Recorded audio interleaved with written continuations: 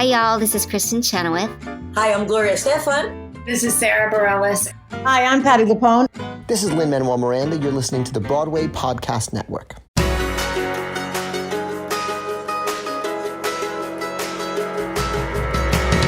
Hey everyone, welcome to an all-new episode of the Theater Podcast, intimate personal conversations with the industry's biggest names. I'm your host, Alan Seals, and our guests for this episode are Marilu Henner and Caroline Aaron.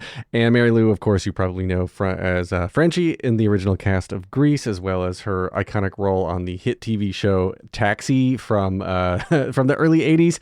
And of course, Caroline Aaron, known for her role recently in Mrs. Maisel, but also in her role in films from Mike Nichols, Nora Ephron, Woody Allen, and so much more. These two have such a lifelong, decades and decades long friendship that obviously comes out. They're now in an off-Broadway show together that I am about to go see as I am recording this right now. So I am super excited to see it.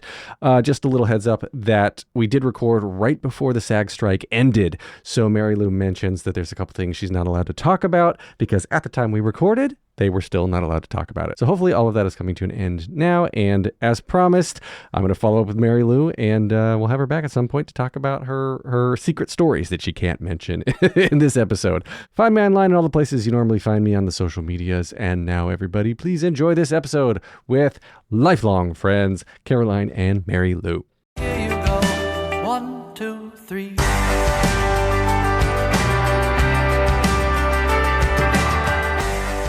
I am so excited to introduce our two guests for this episode. Marilu Henner has been in 7 Broadway shows, 2 classic sitcoms, which are Taxi and Evening Shade, has 5 Golden Globe nominations, is a New York Times bestselling author of 10 books, and is one of 12 people documented with highly superior autobiographical memory. Caroline Aaron gained prominence in the 1980s with roles in films directed by Woody Allen, Mike Nichols, and Nora Ephron. Her television career includes recurring roles in, of course, Marvelous Mrs. Maisel, Transparent, and The Leftovers. A seasoned theater actress, Aaron has performed on Broadway and in numerous off-Broadway and regional productions. These two have so much experience. I cannot wait to dive in. Marilu and Caroline, welcome to the Theater Podcast. Well, thank you so much. Thank you. Thanks for inviting us. We don't get to do, we've been on stage quite a few times together, and we've been best friends since December 26th, 1986, which was a Friday, because we got to play sisters on Broadway. But I don't think we've ever done it's never been this, 3 of us. So no. Cool. Wait. So the two of you have never talked about how you met? Let's start there then. I want to know. I want to know all the details. Yeah, you start, Caroline, because you were there already at Social Security. I was doing a Broadway show called Social Security with Marlo Thomas, and she was exiting and Marilu was entering. I didn't know her, but I came down the stairs. She'd seen the show that afternoon. They were wooing her, and there she was. And I would say it was sort of adore at first sight. It was. Honestly. Right away. We just started talking. We felt, and we were supposed to play sisters. So right away we bonded. And our husbands at the time have the same birthday, years apart, but the exact same birthday, July 16th. So we just, and then, I mean, when you meet somebody and you just instantly become family, not only did we become family, but we had children who became family. And actually her daughter, Sydney, and my son, Joey, graduated high school together too. So we did all the school stuff together as well. Yes, it's true. It's true. It went on. And then I think we did that show together for about 8 weeks. And that really sealed the deal. Even though I was in New York, Marilu was in LA. And then I ended up relocating to LA. And I had a house rented for me by the theater that had brought me out to LA. And it was literally down the street from Marilu's house. I mean, what are the odds in Los Angeles, which is huge? I know. It was crazy. It was like, I said, oh, where'd they put you up? She said, Outpost. I was like, Outpost? Like, what's the address? That's like walking. That's like my neighborhood. That's like right there. I started out in New York and was brought out to Los Angeles. I think it switched during my time in Los Angeles, which is now, it's a much harder runway to begin your career in New York. I'll tell you, when I was doing this film, 21 Jump Street, there were lots of kids playing high school students. And they had all been in New York and said they couldn't get any traction, that they had to go to Los Angeles in order to get on a television show, in order to be in a play in New York. Right. It used to be, that was being on television for New York theater actors was something that people shunned. And now we pray for it. So there you go. Yeah, it really does open doors now. It's incredible. I mean, you can tell like we're about to do something off Broadway and everybody from LA is going to be in New York. All my buddies are there and everybody's doing something this season, it seems. So it's kind of cool. I guess if you want to find a silver lining in the SAG strike, right? We're seeing a lot of these people who are now have the free time to be able to give themselves to the commitment of live theater. And I was going to save this question for later. You know, it's one of the cliche things of like, what do you like better, TV or film or theater, right? And everybody loves theater. And I'm putting words in your mouth. And I assume the theater is the answer because you can't beat live theater. Yeah. But when you can't beat the money of TV and film either. So it's this. It's this but doing a sitcom choice to make. that has a 4-camera sitcom is also kind of the best of both worlds in a lot of ways because you work on it all week and you finally shape it and hone it and becomes this little playlet. And then all of a sudden you get to do it in front of people. So you get the audience reaction, feels live, and then it's recorded for all time. So, you know, having done the show that I did, am I allowed to say, I've been calling it Uber in interviews like crazy. So we'll just call it Uber through this whole interview, but you know which one I'm talking about. Yeah. And yes. And all of us are so close. In response to what you said, I always said, if you got paid in the theater what you get paid to be on TV, and you got paid on TV what you get paid to be in the theater, they'd really have to look around for actors to be on TV. Things on television now are so different than they were when we first started out. Right. Crazy with all of the, I don't even know what we're allowed to say, with all the other, you know, opportunities to watch something. There's some great work being done on your phone. So. Yeah. Well, yeah. So people are getting cast for Broadway shows. They're being discovered. Like, look at the Dorothy in The Wiz right now, who's going to make her Broadway debut, right? She was discovered, I think, on TikTok, right?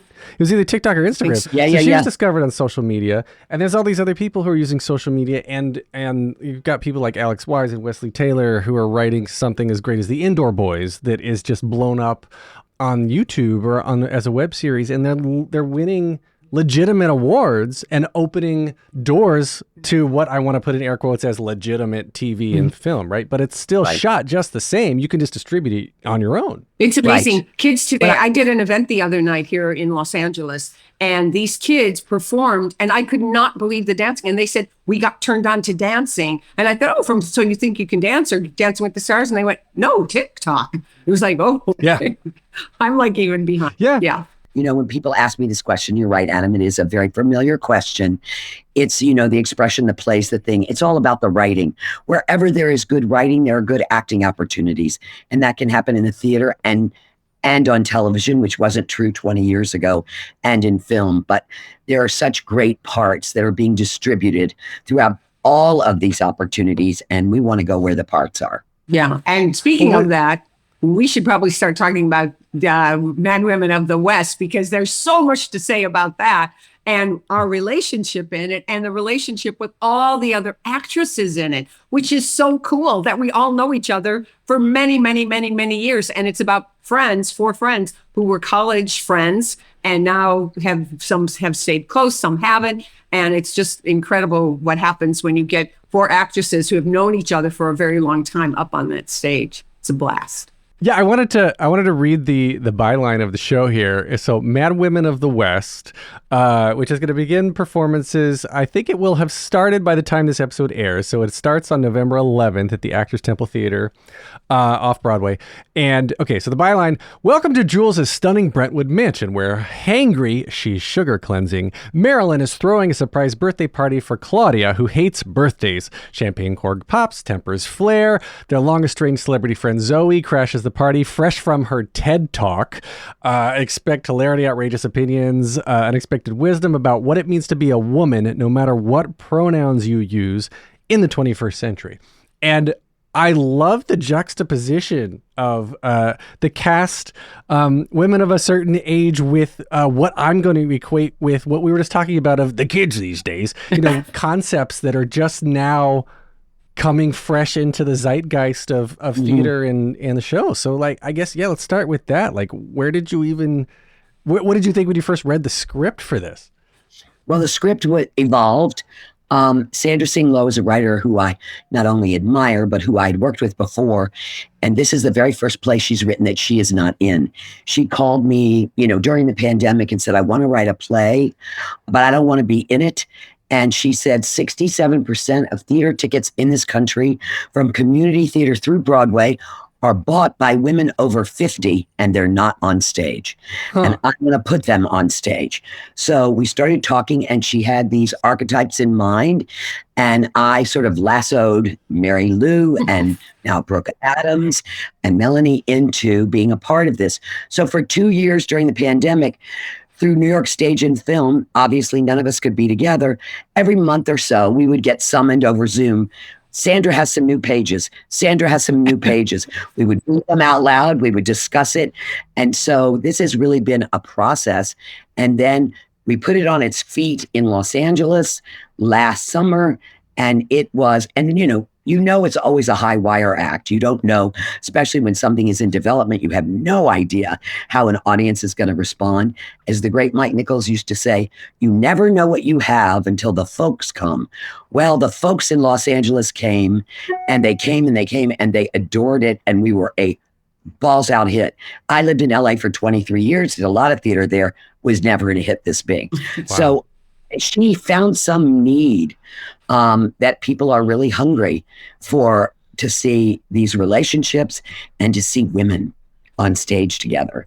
It's so fun because we talk about everything that people talk about, that women talk about, not just people, not just women, everybody talks about it, whether it's relationships or how you feel about your body or how you feel about sex or how you feel about your careers, everything. Nothing is off the table there. And it's so fabulous to just see the 4 different types. I did the show Grease before it started. I can talk about the show, not the movie. The show way before it went to Broadway or anything else, or the movie or whatever. And everybody goes, well, why is that such a hit? And I said, because you have those types that were in high school.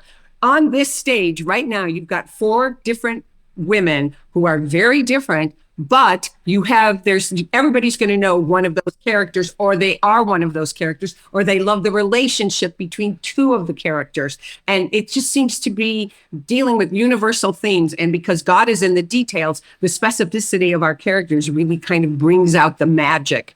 And it is a wild ride. It is so much fun to do. That we all, Caroline and I were dressing roommates when we were doing it here in Los Angeles. And it was always like, what are we going to find out tonight? What is the audience going to be like? Because the audience gets involved. She gives them permission. Caroline comes out first and she gives them permission to talk to us. And we break the 4th wall. We ask them questions. And they do. Insane.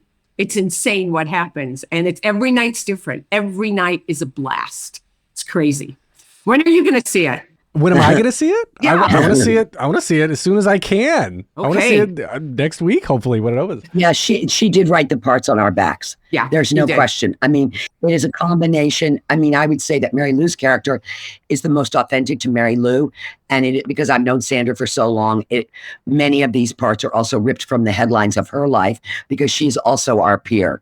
So we have that in common. But as she went along, we contributed an awful lot to the play as it evolved, based on us narrating to her what our personal experiences were. And then she just incorporated that into the piece. Yeah. I mean, this is, the 3rd time Caroline and I have worked together, and no one is funnier than Caroline. So wait till everybody sees what she does on the stage. And I am so happy that as my character, I'm allowed to laugh at some of the things she does. Because otherwise I would, otherwise I wouldn't be, I'd be biting the inside of my cheeks all the time. I'll tell you that the playwright, her goal for this piece was to start a conversation, or to continue the conversation that she began with us. She wants the audience to have a conversation afterwards, because there is, we've just come out of a very woke time. We're making some corrections in our society that are long overdue, but in making those corrections, we've also muzzled people. And she is taking the muzzles off of these characters, letting them say whatever they want. And there are people that are going to be offended, and there are people who are going to be delighted. And that's what she wants more than anything. Because when we first started doing this in LA, and I had an interview for the New York Times with Maisel, and the writer wanted to know what I was doing next. And I said this, And I was so excited. And I said to her, oh, I think the New York Times might want to do an article on the play. And she said, no, we don't need that. I said, what? I said, why? And she said, I want to just start a conversation. I want this to be about the people who come see it and have encountered it, and for them to keep this narrative going for themselves in their own lives. So yes, the New York Times hopefully will come and we will do all of those kinds of things.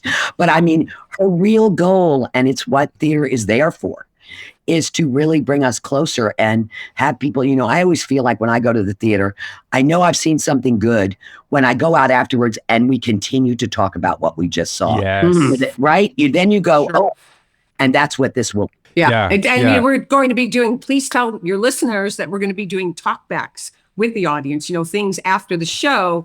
There are going to be certain performances where the audience will stick around and we'll be up on stage and answering questions and everything else, because that's always good. I'm so eager to see what it's going to be like between an LA audience and a New York audience, because even though I've done Broadway and stuff, it's always different, and especially with this piece where the audience gets so involved and there's a lot to say and think about. For sure. That's what I was going to say next, was that the LA audiences and New York audiences are quite different, I think. And then even in New York, the Broadway and the off-Broadway, because you get the Broadway, for whatever it's worth, is, I think, a lot more touristy, because they come for the big names, the big shows, the big budget musicals, and you don't have a $30 million off-Broadway show. That's we certainly don't. Cards, because let's just hope we don't ever. No, but you're absolutely right. I forgot about that. That yes, the audiences can be quite different and their expectations are different. And this is a show that really embraces the audience and welcomes them. Mm-hmm. It's not sit back and be entertained. It's participate in the dialogue with us. And also we're doing it at the Actors Temple, which is pretty it's very whoa, where we don't have Friday night performances, of course. But it'll be interesting to see how that plays into it as well. It's really interesting seeing things when they transition from one coast to the other, and then even things that are popular enough to go from off Broadway to Broadway, because there has to be an evolution, and there has to be some sort of adaptation, especially for something that's like this, that you said has so much audience interaction. And so, Caroline, you're already here, right? And Marilu, you're about to come to the New York side of the world right after this Zoom. Caroline, yeah, right.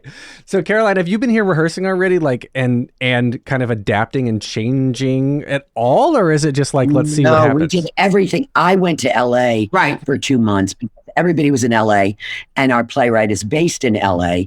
So we started in LA, and now I get to be home, but I have no idea what to expect. I think the playwright is making adjustments for the fact that it is a New York audience. And I'm exactly like Marilu. I mean, I'm very, very curious as to, I think maybe this is not fair, but I think of a New York theater audience as being more theater friendly than an LA audience. I did a lot of theater in LA with a lot of empty seats until this show. So, I mean, it will be very different. I think people love going to the theater in New York more than they do in LA. Yeah. And so I'll be curious. Yeah. I'm so excited, but we've been rehearsing here in Los Angeles the last 2 weeks. Caroline just left yesterday. And so we've been rehearsing here in Los Angeles, and we have a director, Thomas Caruso, who is fabulous. And he has brought a whole new energy and a whole new thing to the entire experience. And before, we were carrying scripts because we didn't even know how many performances we were going to end up doing, and getting rid of the scripts and just dealing with each other and the relationships and the people and behavior and everything. It has given us a whole new level. So even if someone saw it in Los Angeles, it's going to be a totally different experience in New York. My Judd Hirsch and Jim Brooks, they all came to the show, and they can't wait. They can't wait to come because they loved it in LA, but they know they're really going to love it in New York. And I think that we've eliminated process in the development of theater. It's been, the more and more it's become commodified, as you know. I mean, shows don't even go out of town anymore. Do you know what I mean? So we've had the luxury of the pandemic was unfortunate, but it also gave time for development. Then we had our LA production. And this production will be one more step in the evolution of this piece. And I wish we could bring that back. In my salad days, everything before it hit the boards had a long development process. And now you have 3 weeks rehearsal and you're up. And so I'm so glad we don't have that. Right. We've had some time for this to marinate. It's budget. It's all budget. The industry has changed, and you can't afford to have anything just sit without an audience anymore. Right. I know. And it's such a shame. I keep going back and reading Act 1 and realizing that that play had like 5 incarnations before it became a hit and hit the stage, because the best art comes through process. And the more and more we telescope that down into a tiny, tiny little amount of time, we're gypping ourselves and our theater artists of the best inside of them. But I get it. It's practical. Wow. Well, I can't wait to see the show. I'm definitely going to see it. I'll let you know when I'm there, because it sounds like it's going to be a raucous good time. Hang on, everybody. We're just going to take a quick break. All right. Now we're back. I want to rewind now and pick up the origin stories, which normally is how I start on these episodes. But what got you into theater? What made you fall in love with performing? So Caroline, let's start with you then. Because I went to a summer camp when I was growing up, and you had a choice between climbing a mountain or being in a bunk show. And I picked a bunk show. And that was the beginning of my theater career. And my mother always said that was her big mistake, was sending me to that camp. But anyway, that's what I went, I'll do the bunk show. And I played Senator Rawkins in Finian's Rainbow was my debut. And once you get bit by the bug, it never goes away. So that was when I was about 10, and that's what started me in the theater. And then, of course, when I graduated from college, I was in an experimental theater company in Washington, D.C. that was set up by Jerzy Grotowski and Peter Brook and Lee Strasberg. And that was, we weren't so much actors as we were talismans of the spirit, but really I wanted applause and makeup.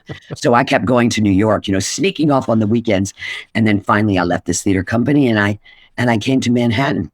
And I ended up in Los Angeles because I was brought out there to do a play. So that was my origin of beginning in the theater.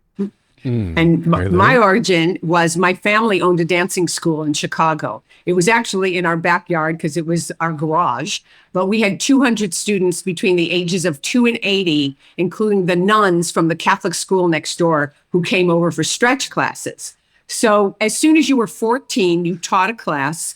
And so I just grew up singing and dancing, and my father would drive the nuns on Sunday, and I would sing like Ethel Merman or Barbara Streisand or Julie Andrews or whomever, and so I was very theatrical as a little kid. And because the dancing school, people would call and say, we need 12 kids for the King and I. I'd be like, pick me, pick me. We need 2 kids for South Pacific. Pick me, pick me.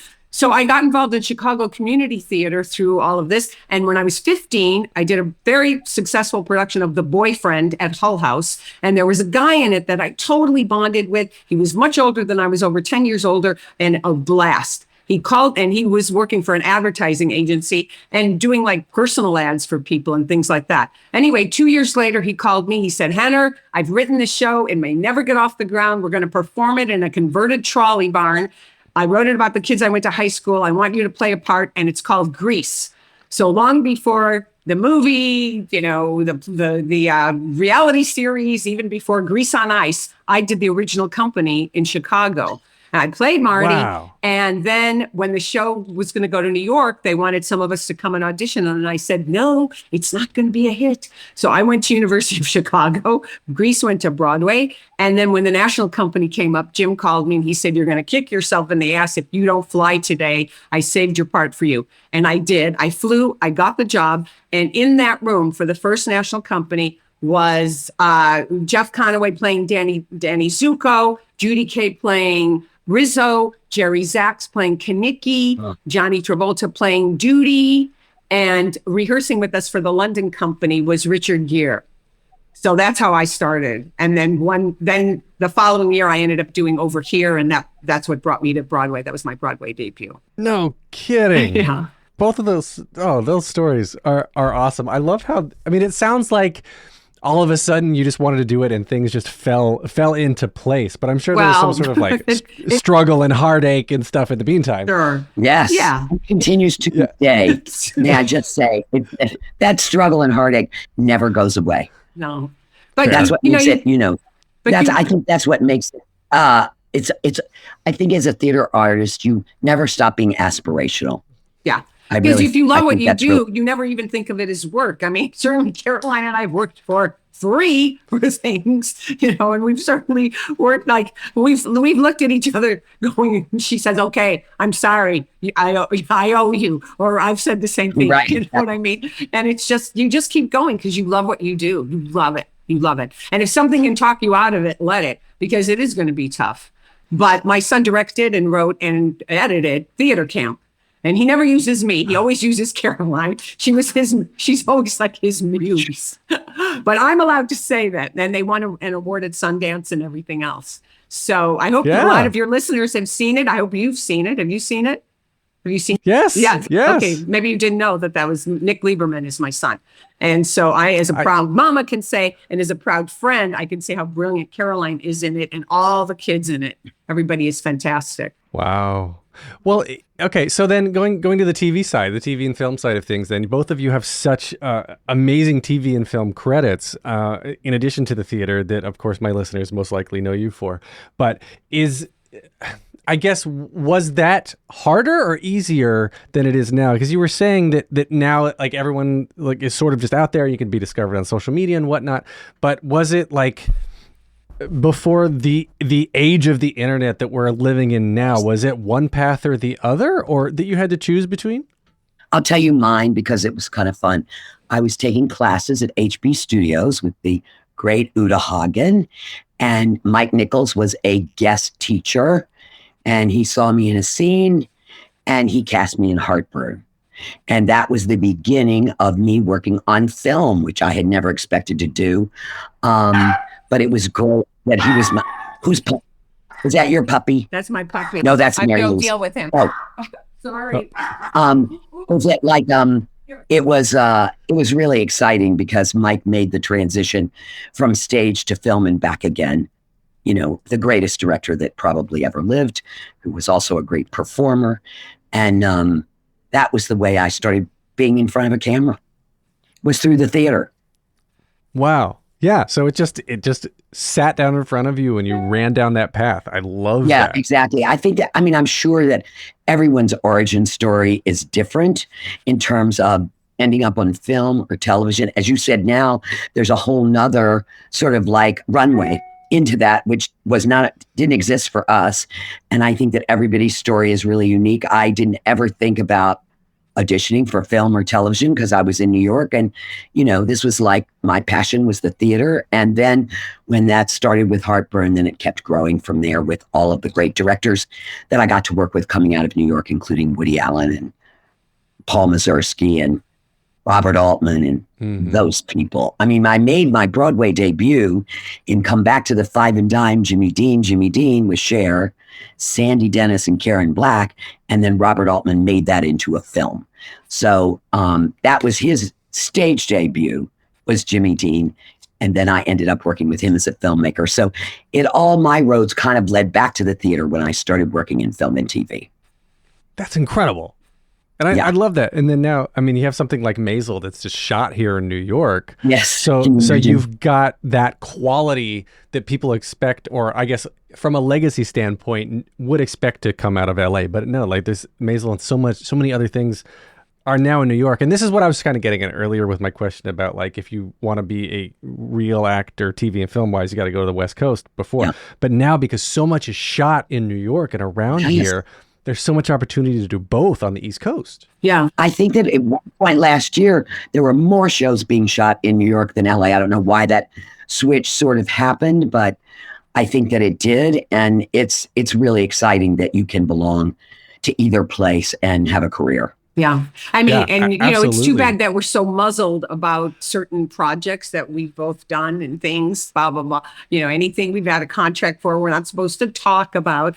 But there's so many great things that I'm watching that go on in New York. And I keep feeling like I want to come here and do the play because I want to get into some of those things that they're shooting in New York right now, which is like so great. So we're going to be inviting a lot of people, as well as doing more theater and more. I definitely want to do another musical. That's like where my heart is, to be able to sing and dance, and I'll be doing my show and everything else. So yeah, I mean, it's too bad that we always have to be that right now, but I understand it. I mean, we're like going for something here with the SAG strike. So it's we'll have to come back and talk to you when we can really tell you some juicy stories about the jobs that we've done that we would be allowed to talk about, because I'm holding you to that. Okay. So what's you have it, because I want to hear the stories.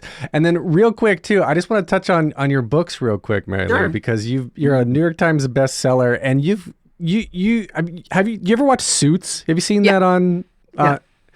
Yeah, like, Mike Ross has this photographic memory, and I sort of see you as a real life Mike Ross, because what do you actually have? It's a No, they don't call it that anymore. It's not called hyperthymesia. It's called highly superior autobiographical memory, HSAM. Highly superior autobiographical memory. And what it basically is that you remember virtually every day of your life. Even as a child, people would say, what's with that kid and her memory?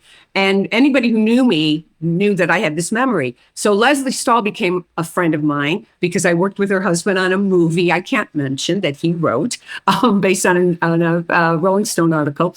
And so anyway, so she was offered a story about a woman who couldn't forget anything. And she said, hey, hate to burst your bubble, but my friend Marilu Henner has the exact same memory. So 3 years later, she called me. She said, it is so rare. They've only found 4 other people. You're going to be the person we test on camera. So they tested me on camera. It was a big 2-parter. There were 6 of us originally. And so 5 of us were in that one, in that episode. And so what they did is they wired me, put me through an MRI, asked me tons of questions, took 300 measurements of my brain, and they found 9 areas 10 times larger than the normal brain. And all of the people who have HSAM, we all over-index in the exact same areas. So they know that it's something unusual and biological. Now, I do believe that everyone can have a better memory than they do, because I know for a fact I grew up as one of 6 kids. So it was something I knew was a little different, and it was a definite nature and nurture kind of working together. People have gotten so lazy because we spend all of our times looking into our phones. And so we let something else record everything for us, and nobody's paying attention. Nobody's attention units, or most people's attention units. People don't remember phone numbers anymore or whatever. So I've written books. I wrote a New York Times bestselling book about memory and about how we can use our memory and use our strengths, because everybody remembers something especially well.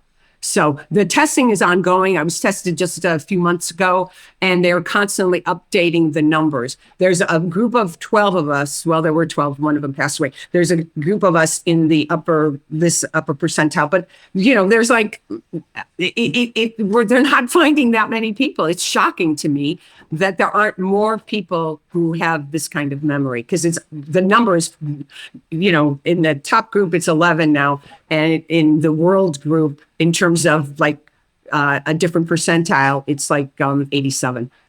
So that's insane. It's crazy. Yeah. It's great. It's People always say it's a blessing or curse. I always say it's a blessing for me, a curse for my husband, which is why I'm on my 3rd and final. You had two starter marriages. Yeah. That's what you need to say. Yes, exactly. Yeah. So I normally wrap up the episodes with 3 closing questions that I ask everyone, but I want to throw in one extra one for you just to start out, which is, what do you respect the most about one another? So Marilu, what do you respect the most about Caroline? Oh, man. Wow. Okay. Well, first, there's not going to be just one thing, because she's got an extraordinary sense of humor, and she is a great friend. She's a great actress, but she is a great friend and and we can bust each other on stuff all the time. So I love the honesty, and I'm a talker, but when I'm with Caroline, I don't have to work that hard. So she is the funniest person I know. And that's, and she's genuine. She's like a real character. And I always want her at every party that I throw, every table that I serve, because she's going to keep it, she's like amazing. She's just an amazing human being. And I'm not surprised that we fell madly in love with our friend. We went for coffee right after that first day. And she came down the stairs in this coat, and I remember the visual of her. And then she came down the stairs, and we went out for coffee, and we just never stopped talking. And it was such a good feeling to know that I was going to be coming to New York to do this play, and that I would find family. So, all right, Caroline, what do you love the most about Marilu? I would say the thing I respect the most about her is her sense of family. I used to joke all the time after we became friends that I became a Henner, and Marilu opens her arms wide and embraces everyone and turns them into family. That includes loyalty, devotion, and encouragement to everyone that she really cares about. And that is so unusual, I have to say, in a friendship. And I have to tell you that when we first became friends, because we are so not anything alike, nothing. That my friends would go, why are you friends with her? Right? I'm sure people said that to her, but we consider ourselves the Felix and Oscar. I helped Marilu with her books on health while I was smoking outside her kitchen window, going, the chapter on tofu, it needs something a little more interesting. So we really don't have anything in common, except that I have such enormous respect for her sense of discipline, her sense of family, and for her commitment to working hard. It's unbelievable how many people don't work hard, whatever it is that they're passionate about. I find that inspiring, and also I found a soulmate in that way. Working hard has its own rewards. Yeah, it does. Yeah. That is beautiful. And resilience, our kids are resilient. We make jokes about it all the time about, Caroline, I wrote a book called I Refuse to Raise a Brat, because my kids are, they're not brats at all. They're millennials with a work ethic, obviously. And so, but there were certain, not rules, but certain things, like no, I would never, there were no, what is it called? Like, idle threats. There's no idle threats. You don't say, if you don't do this, you're not going to come to our vacation. It's like, that's ridiculous. Parents are not going to say something. You know what I'm saying? They're never going to follow through. Yeah. I'm very big on follow through. If you say you're supposed to do this and you're not going to do it. So Caroline always said that I was the house of no, and she was the house of yes. And I'd say, yeah, but your voice is so threatening sounding. Your yes sounds like a no. Your voice is booming compared to mine. So, right, but she said, Marilu said, I said, okay, when we would fight about this, because we were supposed to go somewhere, her boys were really little, and she went, if you're not ready in 5 minutes, we're leaving. And then she left, and I was astonished. And then we started arguing about parenting, and I said, let's just see who gets the first call from the police station. That will settle it. But nobody Nobody got that phone call. Yeah. Fair. Yeah. Hang on, everybody. We're just going to take a quick break. All right. Now we're back. All right. So the three closing questions that I ask everyone.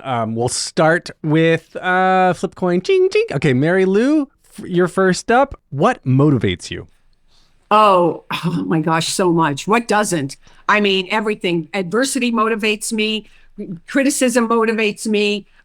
Feeling passionate about something motivates me. Feeling, somebody saying something nice motivates me. I'm a very, very motivated person. I feel motivated by everything. And, I don't know. I just can find everything, it's like the key to your life is how well you deal with plan B. So if something doesn't happen the way I expected, it's like, okay, what was around that corner? All right, let's try this. Maybe there's a reason. Let's look for that, and I don't feel victimized by things. So I'm always looking for that, like what's the opportunity? So I think I'm always looking for the opportunity in everything. Fair. All right. I like that. Caroline. What motivates me is, unfortunately, I had death at an early age. My father died when I was a child. My mother died quite young. And I think death is a great teacher. And I think the thing that probably motivates me the most is that the lesson in all of that is to cherish life. I really do not feel comfortable wasting time. And I also came from, my mother was a great civil rights activist, and I was taught to leave the world a better place. And that takes a lot of time and motivation. There are things about which I am not motivated, which I wish I could take a pill for more motivation. I actually went to therapy one time and asked if my therapist could turn me into Marilu. And she went, it doesn't work. Because she's so motivated, like she's so completely healthy. All the things that I would like to upgrade within myself. But the things about which I am motivated, I am profoundly motivated. So, I think I know that, life is short as well as very long. But in the short column, I think we really just have to cherish what's in front of us and make the most of it. And that is really my motivation. Yeah. That is beautiful. So yeah, therapist out there, everyone be a Marilu. Okay. Yeah. Let's see. So Caroline, we'll start with you on the second question here. And I know that we are coming short on time because Marilu, you got a flight to catch. Okay. So Caroline, what advice would you give your younger self and younger people listening now, starting out down a similar path? Okay. I would say try to be the lone voice. It doesn't mean you're lonely, but try and be the lone voice and avoid the herd mentality, which may make you comfortable. But if you can learn to live with uncomfortable feelings, you will get much further than if you were always trying to avoid discomfort. Nice. And I would try and tell that to myself.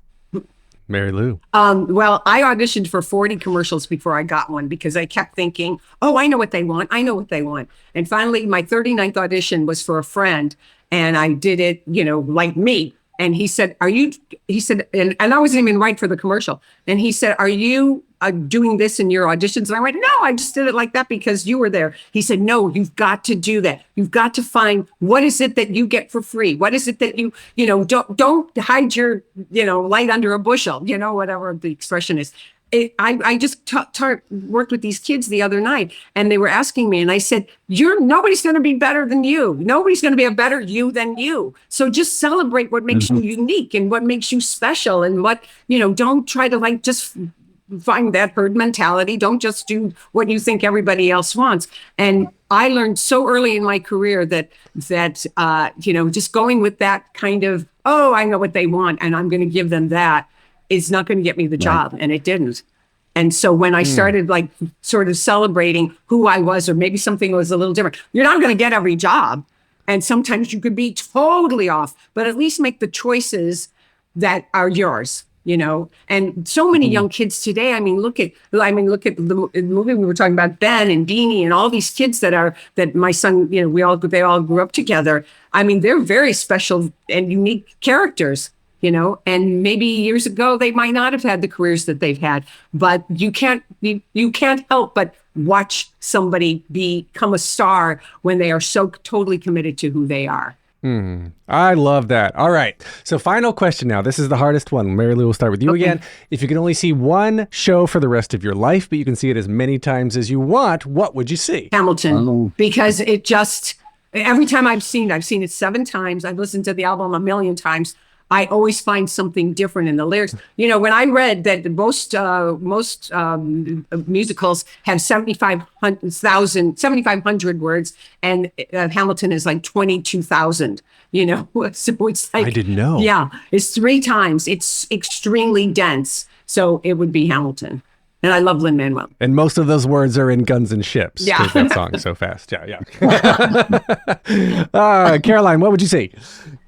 Anything written by Tennessee Williams.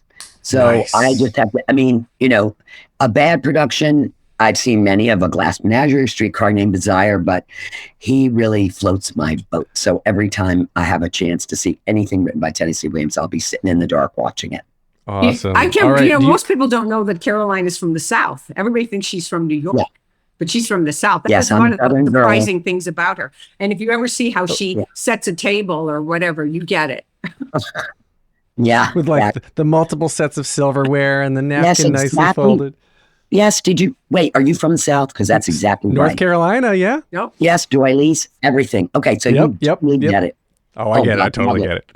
Are you guys on social media anywhere? Yes. Do you play that game? I'm on Twitter. I love Twitter. I'm at The Real Marilu, Marilu, The Real Marilu. And that's also my Instagram handle as well. Yeah. And we'll link that in the show notes. Caroline, are you on Instagram, Twitter, anywhere? I am, and I think those are my same handles, but I'm not really sure. But it is The Real Caroline Aaron.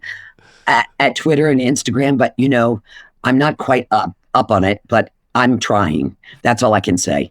I'm really more of an in-person person. That's all I can say. I would be happy to talk to anybody in person. But yes, I have all of those things. I hear that. All right, everybody follow them online and go see Madwomen of the West. Get your tickets now, and you can get them at telecharge. Get your tickets. Get them now because we are going to sell out just like we did in Los Angeles. And I want everybody to come and see it. Me too. It sounds so great. I can't wait to see it. Thank you so much, both of you, for having this conversation. Okay. You've been so much fun to talk to. Thank you. We're coming back. Remember, we're coming back after you've seen it. Yes. And when we can really talk about the things that we've done. And after the strike. Yeah. All right. Please. I'm holding you to it. After the strike, it. we're gonna do it. So we'll get in person in New York, and we're gonna do this upright. Excellent. All right. Thank you so much. Good flight. Take a deep breath, make the world a little colorful.